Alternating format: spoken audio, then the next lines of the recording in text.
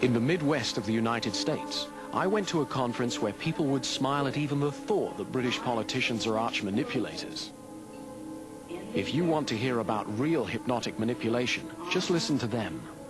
At the time that I was going through these techniques, I didn't realize I was being hypnotized because I had a preconceived notion in my mind that hypnosis involved somebody swinging a watch in front of your face and then putting you into a deep sleep and then making hypnotic suggestions to you. But none of that happened in Scientology. There was no watch swinging. I never went into a deep sleep. I was conscious of everything that was going on. I never lost memory of anything that happened. Basically, the way I looked at it was all I was doing was doing simple techniques that involved talking to another person. It never occurred to me that this could be a very subtle form of hypnosis.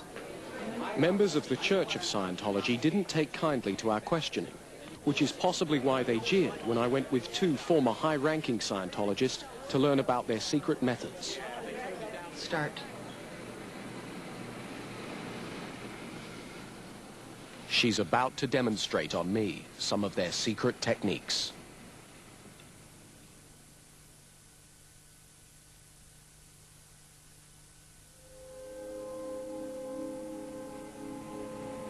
Okay, Flunk, you twitched your mouth. Start. All over the world, people are being put through this right now by Scientology trainers.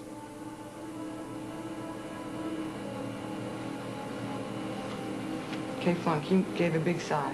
Okay, now what's actually occurring here as this happens is the control is starting to go in, where there's one person starting to control that your motions, your movement, etc., and your willingness to be controlled.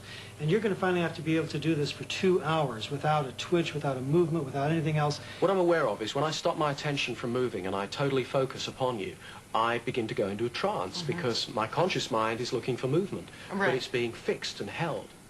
Now, we're going to do this drill until your tone 40 is totally in. Okay, now this is done screaming, so it's going to get a little bit loud for the cameras. You're a student. Start. Stand up! Sit down in that chair! Flunk, you failed to acknowledge. Okay, start. Stand up! Thank you! Sit down in that chair! Thank you! Stand up! Thank you! Sit down in that chair! Thank... So, Robert, what does this do for you? What does this technique actually achieve? Well, the purpose of this is to give you the ability to direct your intention to get something accomplished. Now, you must understand in Scientology, however, there's two sides of this. While you are learning to get something done, so I say, Paul, go over there. And I'm just able to direct you, because there's a lot of people that just say, Paul, could you sort of go over here for a second? Gives you that commanding presence, so it's like a military training kind of drill. Exactly. Very much so. Now, the other thing that's important to know, however, is in Scientology, you must learn to be commanded.